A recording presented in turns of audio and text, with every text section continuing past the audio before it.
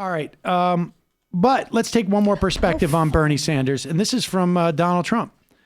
And he was being recorded by Igor Fruman. I don't know why they call it the Les Parnas audio, but it was clearly Igor Fruman who was recording it. But it was Parnas's lawyer, I guess, that released it. Or ABC got it, I think. I don't know. This is. I don't think they should call it the Lev Parnas video.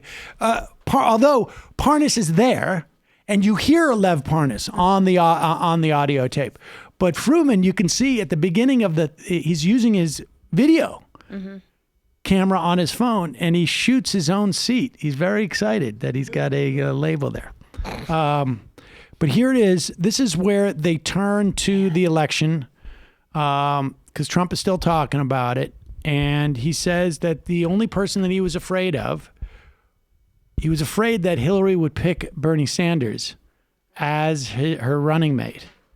And then he backs off but of course I would have won anyways. And then I don't know if this goes all the way to the point where they say Biden might run and they start laughing. All right, but here. Bernie Sanders thought about it. They rigged it. Bernie would have beat Hillary in them right now. That would have been tougher. Yeah, I agree. Because there was no hatred. Right, you're right. There was no hatred. Millennials were right. As great as he was, half my motivation working was not let her do it. 100%. Right. Yeah. That's why I think a big part of our vice president would have been tougher. Kane was what I couldn't. But I think Bernie, because all those people that hated her so much who voted for me. I got 20% of Bernie vote. People don't realize that because of trade. Because he's a big trade guy. He basically says we're getting screwed on trade. And he's right. I'm worse than he is. But we can do something about it. I don't know if he could have. But had she picked Bernie Sanders, it would have been tougher. It was the only one I didn't want her to pick. All right. So to be clear, they're going back and forth, and he's saying that he's the only one I didn't want her to pick. I got 20% of the votes, which of course is not true. We know it's 12% of the votes that he got. The people who voted for Bernie Sanders in the primary, and there's been new data that's come out that shows that they were mostly conservative and older voters who would have unlikely to have voted for Clinton and under any circumstance. But I'm very sorry. Do we know what states? I mean, were these like New Hampshire voters who decided it's an open primary? I can vote for Bernie Sanders. I'm going to. I haven't seen that. But 12% it was fewer than the number of voters who defected from Clinton to McCain. Yeah, to Clinton to McCain. The Clinton primary people. Yes. So it's not. But Donald Trump was convinced that he would have. It's quite possible that would have made the difference in those states. I mean, that's the theory that people have now. He then goes on to say, but of course, it's also possible that the moderate Democrats would have voted for me instead of, having Bernie Sanders, which not inconceivable, certainly at the time. Against Hillary. I mean, Hillary was there. I know. Oh, I think he was. I think I don't know if they were. He was saying about. I think he was saying if he had been the nominee, but then you can also. No, yeah. And then they go on to say Joe Biden runs, and Lev Parnas is like, oh, I would like that. Yeah. Because he was laughing, obviously,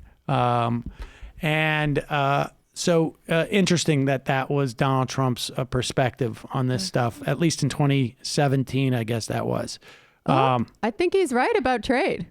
We've been harping on it. Michael likes to harp on it a lot on this show, too. The role that trade, globalization, and deindustrialization played in Trump's victory, particularly in the Rust Belt. Totally. And, it is a delicate dance for people on the left to have some sort of trade policy that goes against globalization, because it often it's protectionist. It's protectionism. But at least Bernie's trade policy has the outlines of something that preserves the free movement of people, immigrants' rights, in addition to placing restrictions on capital.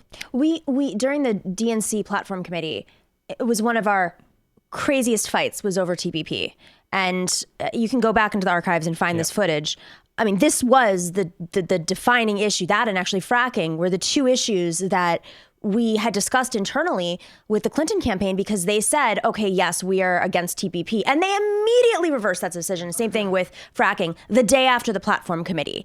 And we were furious, and they wanted all of our support from the Bernie side. And there's a famous article in the Daily Beast called "They Didn't Fucking Listen to Us." It was a quote I gave the reporter. It's insane how they disrespected the Bernie base. I'll tell you something.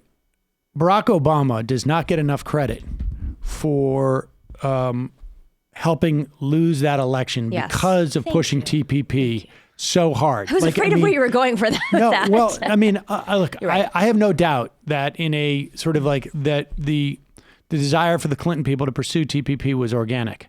But certainly they would have let go of it, I think, much easier, and they wouldn't have had it around their necks had Barack Obama not made it such a hugely desperate insistence that this thing passed and whip people.